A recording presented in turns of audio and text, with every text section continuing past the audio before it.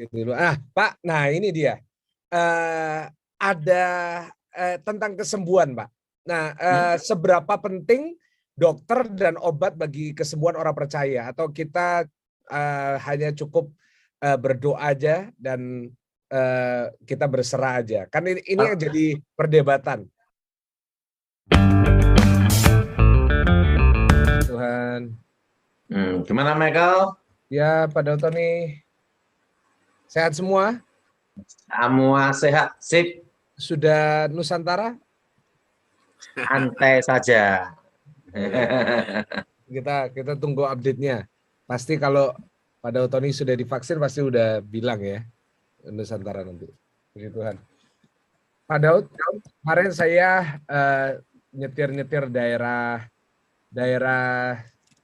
Surabaya Barat itu terus sama anak-anak muda gitu kan. Mereka bilang ada satu rumah di salah satu perumahan gitu, udah ditinggal lama, itu banyak setannya. Nah, terus ada sekarang di YouTube itu lagi zamannya sekarang banyak kayak uji nyali gitu loh, Pak. Terus bilang, oh di sini nih ada setannya. Nah, gimana menurut Pak Daud itu? Kalau rumah angker, terus tempat yang Rumah angker atau tempat yang banyak setannya, itu pasti banyak sejarahnya. Nah, banyak hal. Nah, sejarahnya itu kebanyakan tuh adanya pertumpahan darah, atau perang, atau pembunuhan. Intinya ada kejahatan yang menimbulkan kematian di tempat itu. Sehingga tempat itu menjadi terkutuk, jadi angker. Gitu. Itu bukan rohnya ya, tapi setannya ya, Pak? Itu setan yang menyamar. Iya. Roh setan yang menyamar.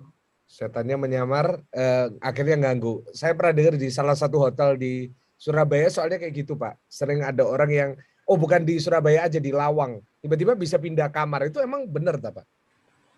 Bisa terjadi.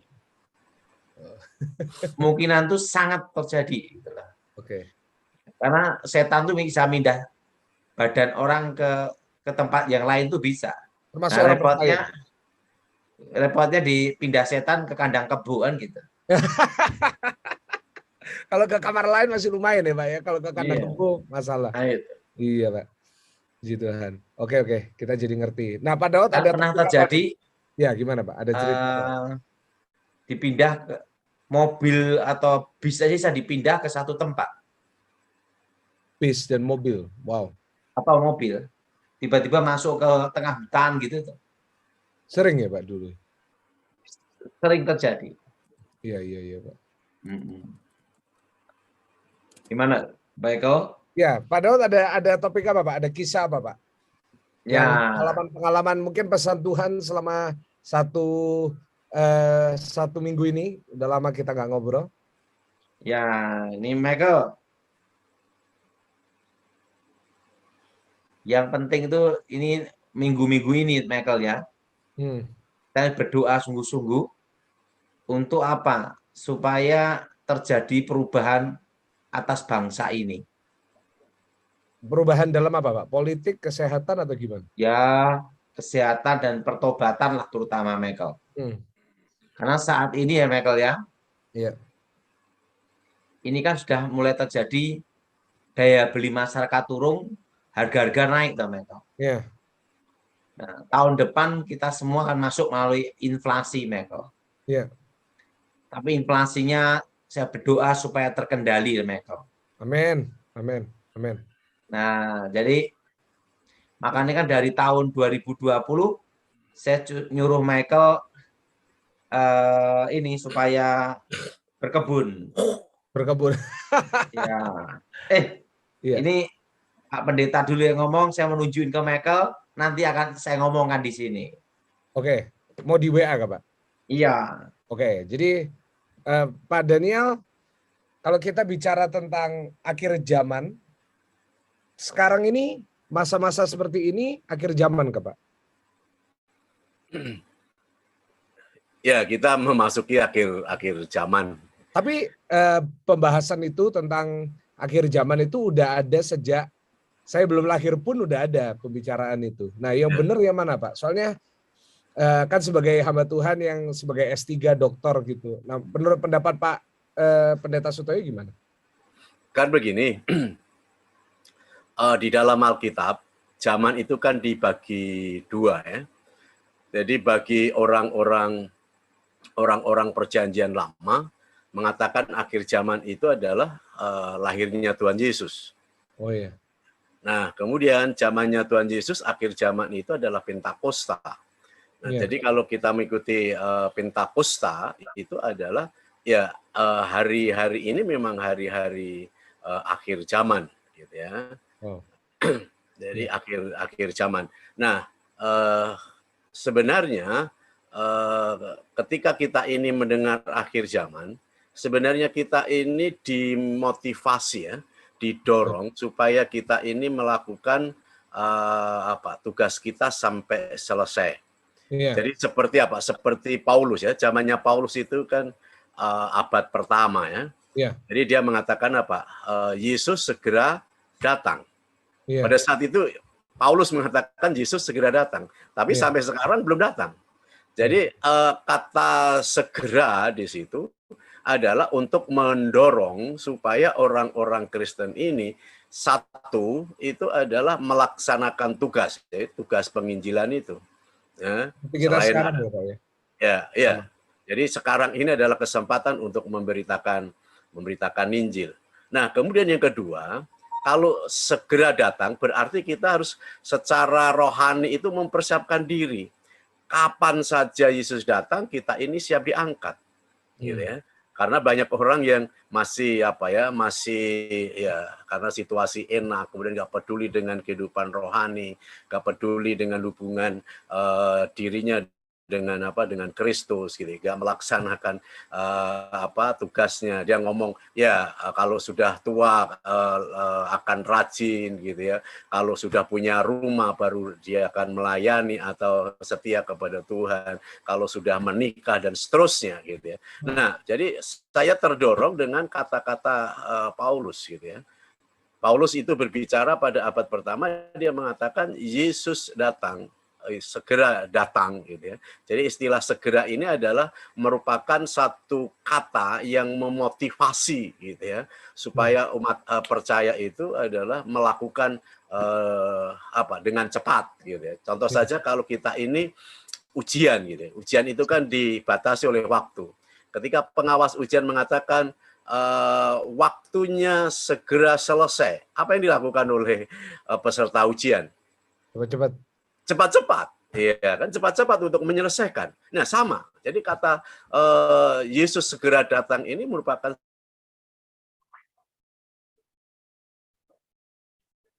Pak Daniel. Oke, rasanya ini putus Pak Daud ya. Jadi yang Pak Daniel barusan bicarakan, meskipun ini akhir zaman, kita malah harus nggak mikirin tentang kiamat dan lain-lainnya, tapi kita harus semakin banyak memberitakan Injil seperti yang kita lakukan setiap hari. Nah, Pak Daud tadi mau bicarakan tentang apa ini, Pak? Nah, ini Michael. Ya. Pada waktu ini tentang Dokter Terawan, Michael. Oh lagi tentang Dokter Terawan. Jadi ceritanya itu kan saya itu screening dia karena perintah Edi Wibowo. Kawan ini gimana Pak Daud? Dicek gitu. Saya cek ya, udah saya cek dan memang betul-betul baik dan dia baik dari yang terbaik, Michael. Iya. Sehingga boleh memeriksa presiden. Apa yang terjadi, Michael? Saya itu kan dulu pernah kena benturan di sini, Michael. Di mana, Pak? Pada waktu saya kalah sama Pendeta Gilbert. Iya. Nah, sampai saya hilang ingatan 1 tahun. Iya. Setelah itu saya ketemu Tuhan Yesus, sembuh. Iya. Nah, bagian kepala saya belakang ini banyak penyumbatan, Michael. Wow. Sama bagian sini semua. Nah, dan apa yang terjadi? Kan Pak Dokter Terawan beritahu saya, udah saya DSA aja. Jadi saya itu ya di DSA langsung sama Dokter Terawan, Michael. Apa DSA itu, Pak? Ini seperti untuk yang ini loh, untuk penyumbatan di pembuluh darah itu loh, Michael. Oh, Pak Daud ada penyumbatan di pembuluh darah.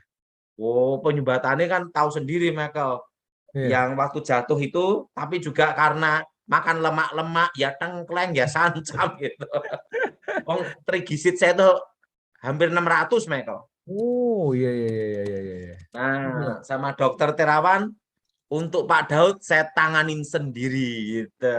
Wah, Nah, coba di fotonya tunjukin saya ditangani dokter Terawan langsung karena dia tahu saya, Michael. ya, ini. Iya, Pak Daud ya. Ya. Coba ya proses DSA itu ada videonya, itu langsung dokter Terawan sendiri yang ngurusin saya, Michael. Nah, ini apa, Pak? Diambil darah atau vaksin? Diambil darahnya sebelum di DSA. Oke. Nah, Terus kalau ada DSA video. itu sering disebut cuci otak apa-apa itu loh, tapi bukan hipnotis, bukan. Ya, ya. Ininya dibersihin yang kerak-kerak pembuluh darah itu loh, Michael. Nggak ada setan ya pasti ya, Pak? Tidak. Ini bentar. Coba itu prosesnya, Michael. Ini.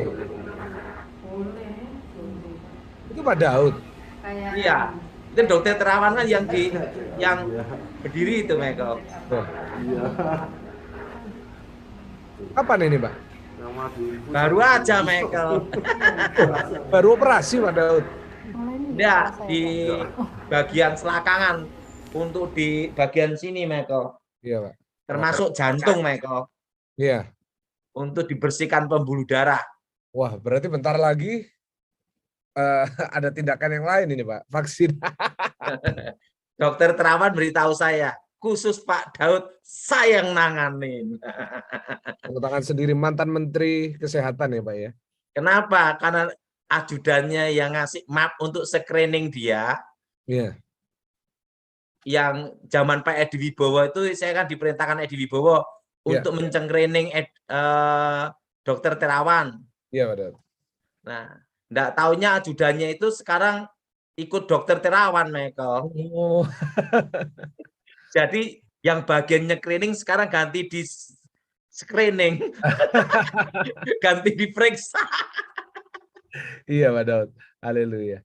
Pak Daud nggak kerasa apa-apa itu, Pak? Ya, enggak terasa, Michael. Tapi langsung yang seperti ini loh, Michael. Yang ini. Iya. Yang seperti kayak sini kemang sekali loh, Michael. Iya. Sakit sih langsung hilang semua, Michael.